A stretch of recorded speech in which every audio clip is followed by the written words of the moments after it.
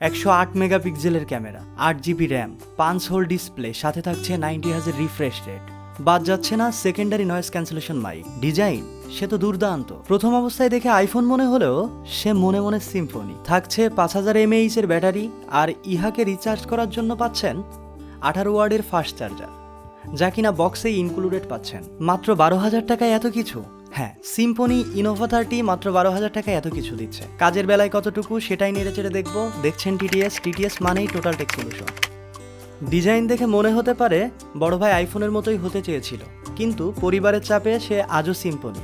Body ফ্রেমটা প্লাস্টিকের তৈরি, চারকোনা বক্সি শেপ। ফিঙ্গারপ্রিন্ট পড়ার পাশাপাশি হালকা পাতলা দাগও পড়বে, তাই সাজেস্ট করব বক্সে থাকা কেসটি ব্যবহার করুন। নিচের দিকে থাকছে charging port, 3.5 millimetre headphone jack, single speaker, আর উপরের দিকে থাকছে secondary noise cancellation mic. Fingerprint সেন্সরটা সাইড মাউন্টিং, পজিশন ঠিকঠাক, মোটামুটি অ্যাকুরেট, একটু অ্যানিমেশন ডিলে আছে। পেছনের দিকে থাকছে triple camera setup, primary camera 108 megapixel আর দুটি দুধভাত সেন্সর। পাশাপাশি ক্যামেরা হাউজিং এর চারপাশে থাকছে নোটিফিকেশন লাইট। এটিকে সিম্ফনি বলছে স্মার্ট বিলিং। নাম যাই হোক না কেন, কাজটা কিন্তু চমৎকার। কল বা নোটিফিকেশন আসলে ক্যামেরার মধ্যে চলবে আলোর খেলা। এসব খেলাধুলা রেখে ফিরে আসছি ক্যামেরার পারফরমেন্স। দাম বিবেচনায় এই ক্যামেরার আউটপুট আমার কাছে ঠিকঠাক লেগেছে। তবে 108 মেগাপিক্সেলে ফটো ক্যাপচার করলে ডিটেলের পরিমাণ একটু বেশি পাওয়া যাবে। ক্যামেরা অ্যানিমেশন একটু ডিলে লেগেছে। যাদের কালারফুল শার্প ফটো ভালো লাগে তাদের এই ক্যামেরা ভালো লেগে যাবে। পোর্ট্রাইট ফটোও বেশ ভালো। 12-13 হাজার টাকা বাজেট সেগমেন্টে এত ভালো পোর্ট্রাইট ফটো খুব কম ফোনেই মেলে। 8 মেগাপিক্সেলের সেলফি শুটারও আপনাকে সন্তুষ্ট করতে পারবে বলে আশা রাখছি। বেশ ভালো ডিটেল ধরে রাখতে পারে। ভিডিও করতে পারবেন সর্বোচ্চ 1080p রেজুলেশনে 30 fps। এটার যে স্টেবিলাইজেশন সেটা খুব একটা সুবিধার না, হওয়ার কথাও না। এই বাজেটে ফোনটির ডিসপ্লে আপনার চাহিদা পূরণ করতে পারবে। ভালো লাগবে 5 হোল কাটআউটের জন্য। ডিসপ্লে সাইজ 6.56 ইঞ্চ, বেজেলটা একটু মোটা, তবে বাজেট বিবেচনায় ঠিক আছে। তবে রেজুলেশনের ঘাটতি আছে, সেটা কাছে নিয়ে দেখলে বোঝা যাবে।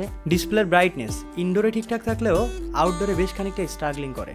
কালার মোটামুটি ঠিকঠাক আছে। যারা একটু ভিডিও দেখেন তাদের ভালো লেগে যাবে। ফোনটিতে প্রসেসর হিসেবে থাকছে ইউনিয়াসোসি tiger T616। Storage type UMCP5।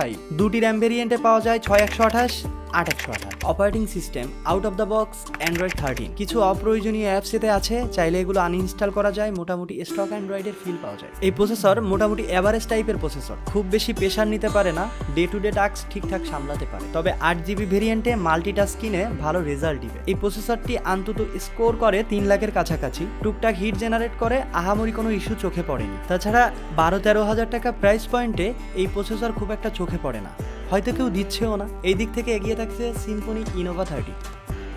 মোটামুটি ব্যবহার করলে 1 দিনেরও বেশি ব্যাকআপ পাওয়া যাবে, আর টুকটাক ব্যবহার করলে 1.5 দিনেরও বেশি ব্যাকআপ পাওয়া যাবে। ব্যাটারিকে রিচার্জ করার জন্য সাথে থাকছে 18 ওয়াটের একটি পাওয়ার অ্যাডাপ্টার। তাছাড়া ইয়ারফোনও দিচ্ছে সিম্ফনি। আমাদের ইউনিটে ওয়াইফাই ইস্যু ছিল, যেহেতু এটা ইউনিট ভ্যারি করে, তাই পরামর্শ রইল কেনার সময় দেখে নেবেন। কোনো প্রকার মতামত কিংবা মন্তব্য থাকলে করুন।